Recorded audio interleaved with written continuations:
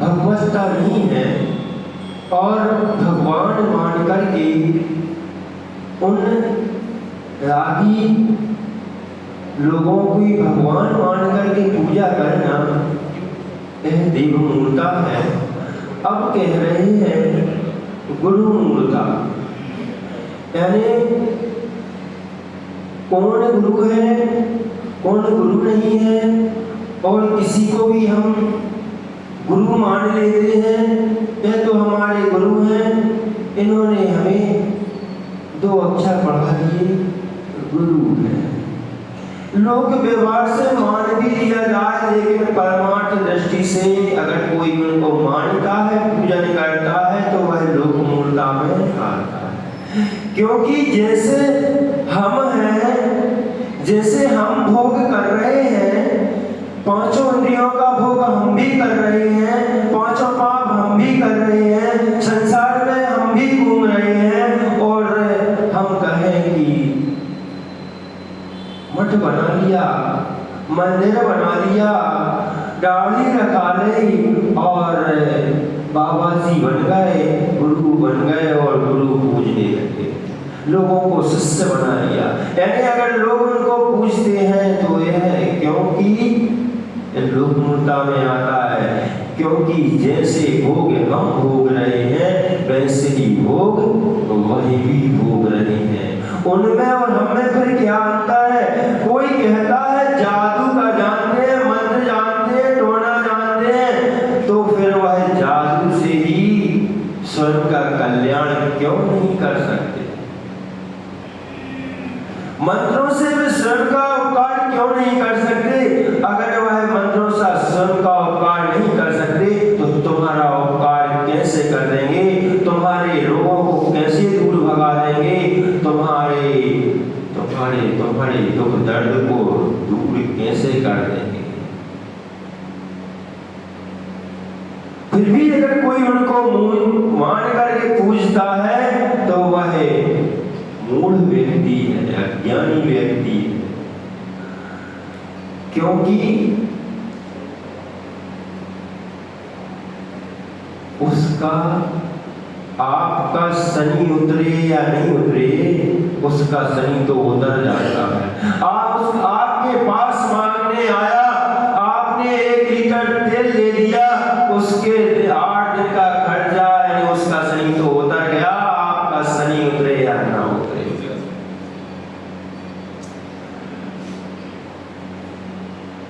उसे उसके शनि उतारने का प्रयोजन है, वह भी मात्र लौकिक प्रयोजन है, यानी उसकी वासनाओं की पूर्ति कर लेने का प्रयोजन है, अन्य से उसे कोई प्रयोजन नहीं है।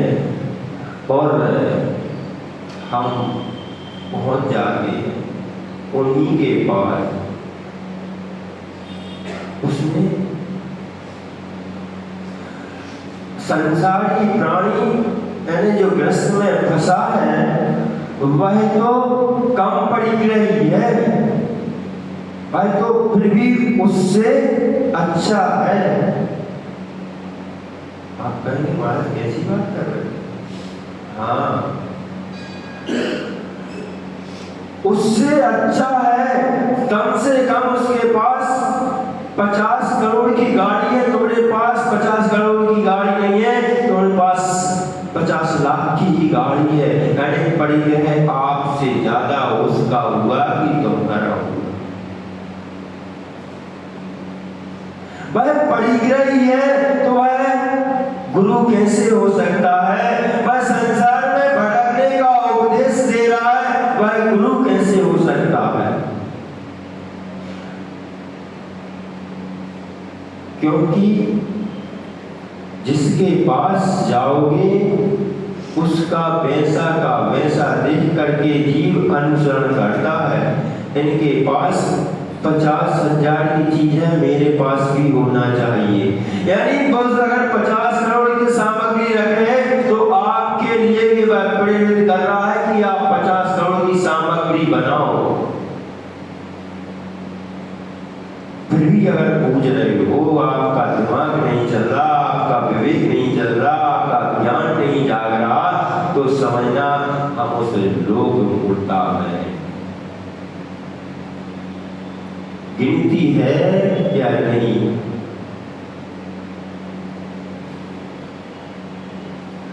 मंत्र दिखा दिया, जादू दिखा दिया, अरे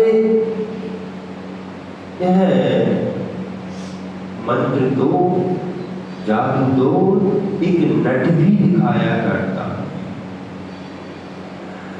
वह भी क्या करता है, जादू से जलेबी बुला लेता है। आपने देखा है? नहीं देखा? हमने देखा है, आपने देखा हो नहीं देखा हो, जादू से जलेबी बुला लेता है, जादू से पैसे इकट्ठे कर लेता है, लेकिन वह खा नहीं सकता, उसका भोग नहीं कर सकता, पैसे का उपयोग नहीं कर सकता। वह मात्र दिखाने के लिए है, प्रलोभन के लिए है, उसकी जीविका के लिए है। ऐसे ही जो जीव संसार में भटकाने के लिए मंत्रों का खेल दिखाते हैं, जादू का खेल दिखाते हैं, और संसार में भटकते हुए जीवों को, आत्माओं को प्रलोभन दे करके और जादू आदि का कर्तव्य दिखा करके, देवी देवताओं का कर्तव्य दिखा करके, प्रलोभन दे करके अपनी ओर आकर्षित कर लेता है। जो वह आजीविका चला रहा है अपनी, ना कि साधना कर रहा है।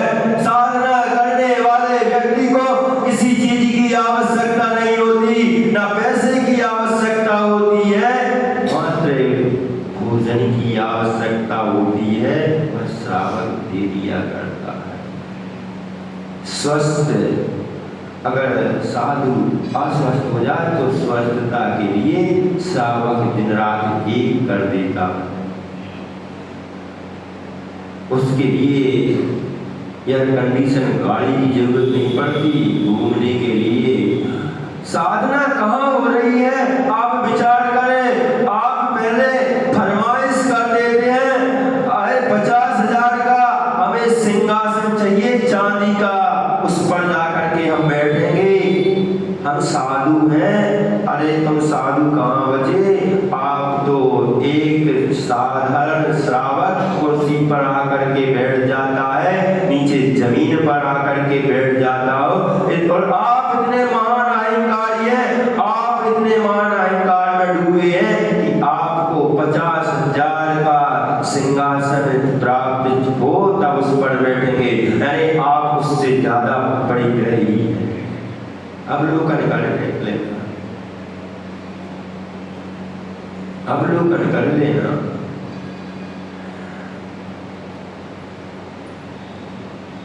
कौन गुरु है, कौन अगुरु है। गुरु मानकर हर किसी की हर कहीं पर जाकर के पूजा मत कर देना, नहीं तो आप लोक मूर्ता के नंबर में पहले नंबर पर ना आ जाओ।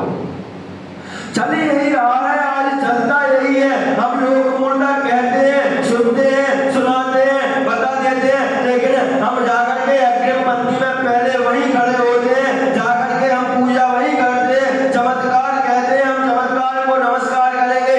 ऐसे चमत्कार करने वाले बहुत से आ जाते हैं, बहुत से चले जाते हैं। हमारे पास भी आए थे बहुत से चमत्कार दिखाने वाले, और दिखा करके हम भविष्य जानते हैं।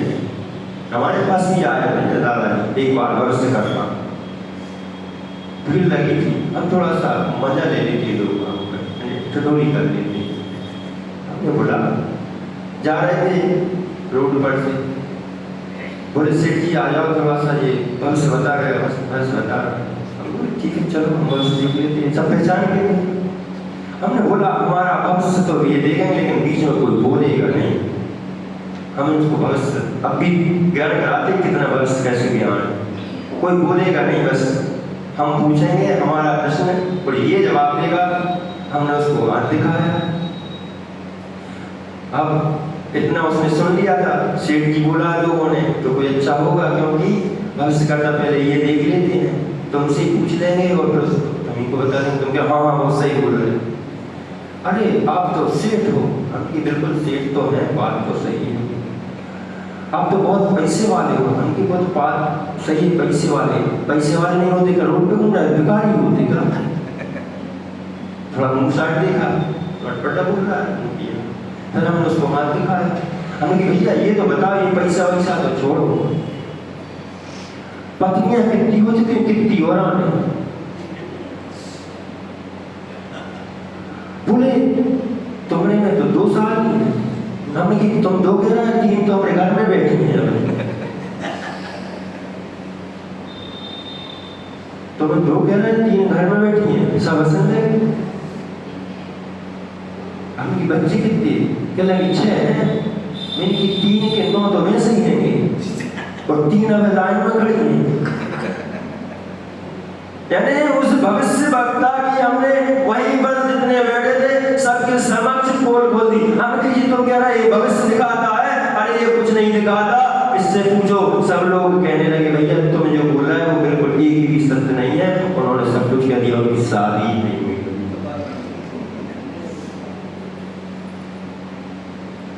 हमने कीजिए ना भविष्य जानते, अगर जो स्वयं भविष्य जानते तो गली गली भविष्य दिखाते नहीं पड़ते, स्वयं का भविष्य देख लेते और स्वयं साधना करके तब करके मोक्ष चले जाते। हम भी क्या करते हैं, हम भी बस यही करते हैं, हम भी भविष्यकर्ताओं के पास पहुंच जाते हैं। भगवान हमारा भविष्य बता दो, गुरुजी हमारा भविष्य बता दो, हम बहुत परेशान हैं, हम ऐसे हैं, हम ये कर रहे हैं। तुमसे पूछ लिया कब से परेशान हो? अच्छा लगभग 6 साल। नहीं 1 साल पहले से हो परेशान। तुम समझ में नहीं आया क्या है, बाद में आता है समझ में, थोड़ा पहले परेशान 1 साल पहले। हाँ सही कह रहे हो।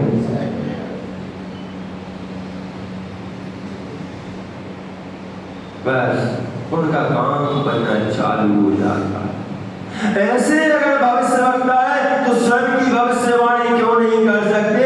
इतने ज्ञाता है तो घर घर गली गली भटकने की उन्हें आवश्यकता क्या है, घर घर मांगने की आवश्यकता क्या है? बस स्वयं बैठे और स्वयं पूजिता को प्राप्त हो जाएंगे। भगवान महावीर किसी के पास नहीं गए, घर में बताने नहीं गए कि हमें आओ पूजन करो, हम भविष्य वक्ता हैं। जब उनको केवल ज्ञान हो गया तब दरबार लगा, दरबार से मतलब संवत्सरण लगा, ये वसूल लेना दरबार से मतलब। तो सब उनके यहाँ वैसे ही पहुंच गए उनकी वाणी सुनने के लिए। ऐसे ही वह अगर भविष्य वक्ता है, वह गुरु पाने को प्राप्त है तो स्वयं प्राणी उसके पास पहुंच जाएगा, किसी को बुलाने की आवश्यकता नहीं करते। और जो जो जो जो जीव ऐसा करते हैं, सोचना है, सोच लेना ये सब नौटंकी है, नौटंकी दिखा रहा है कि गुरु के एक भी लक्षण नहीं है। गुरु का लक्षण तो है साथी तो निरारम्भ अपरिग्रह ज्ञान ध्यान तपोरत तपस्वी सा प्रशस्ते।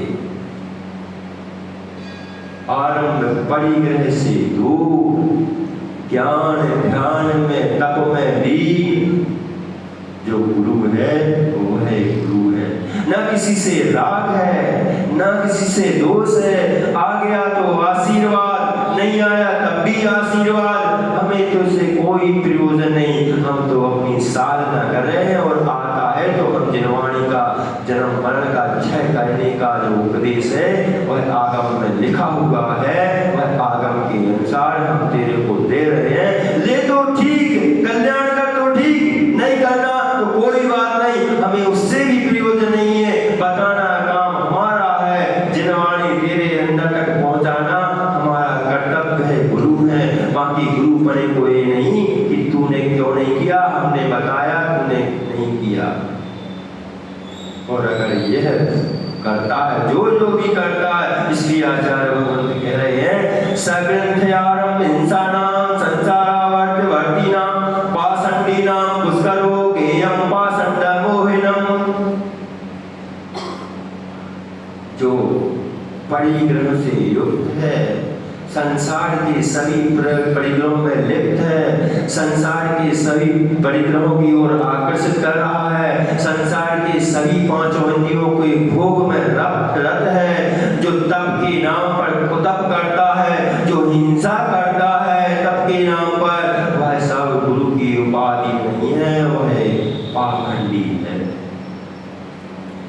लेकिन लोग खुद मान्यताएं गलत हो जाया करती हैं।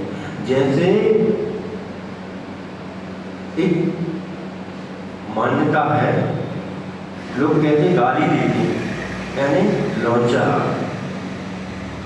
कहते हैं ना, ये महिलाओं की फेवरेट गाली है। इसको गलत अर्थ में ले लिया, यह साधु के लिए है, जो केसों का लुंचन करे वह लुंचा है। लेकिन अर्थ का अनर्थ कर देती है। यहाँ पर भी कह दिया पाखंडी कौन है? पाखंडी वह नहीं है, पाखंडी तो वो है जो पापों का गालन करे और कराए, वह पाखंडी है। पापों का खंड खंड कर दे, वह पाखंडी है। वह तो मूढ़ है, अज्ञानी है, जो कुमान्यताओं को मानता है, कुमान्यताओं को देखता है, वो गुरु की ओर जाता है, जिसमें गुरुपन होते हुए न होते हुए भी गुरु को देखता है, वह अज्ञानी है, वह मूढ़ है। इसलिए हम भी पाखंडी ही बन जाएं तो अच्छी बात है। कह रहे बड़ा जब कह रहे पाखंडी नहीं मत बनो। हाँ, वो पाखंडी नहीं बनना, देखने दिखाने वाले पाखंडी नहीं बनता, भोगों को की आकांक्षा रखने वाले पाखंडी नहीं बनना। हमें पाखंडी बनना है, पापों को गलाने का पाखंड करना है, पापों को खंड खंड करना है, तो हमें पाखंडी बन जाए तो अच्छा है, इससे हमें पाप गल जाए। इन्हीं भावनाओं से समय अपना हो गया। आचार्य भगवान विद्यासागर जी महाराज की जय हो। जय बोले श्री मुनीश्वर निवृत्त सागर जी महाराज की जय। समस्त मुनि संघ की जय। गुरुदेव ने लोक मूर्ता, देव मूर्ता, गुरु मूर्ता के बारे में बड़े सुंदर ढंग से हम सभी को बताया। मूर्ताओं से दूर रहें और अपने जन्म का इतना की प्रभु के सच्चे देव सतगुरु की शरण में आकर के अपना कल्याण करें। और ये चतुर्मास इसी भावना के साथ हम सभी कराएं। और अब मैं गुरुदेव मुनि श्री साक्षी सागर जी महाराज के चरणों में सत सत वंदन नमन करते आप सभी की ओर से, सकल दिगंबर जन समाज की ओर से गुरुदेव के चरणों में निवेदन। नमोस्तु। कृपया अपनी मंगल वाणी से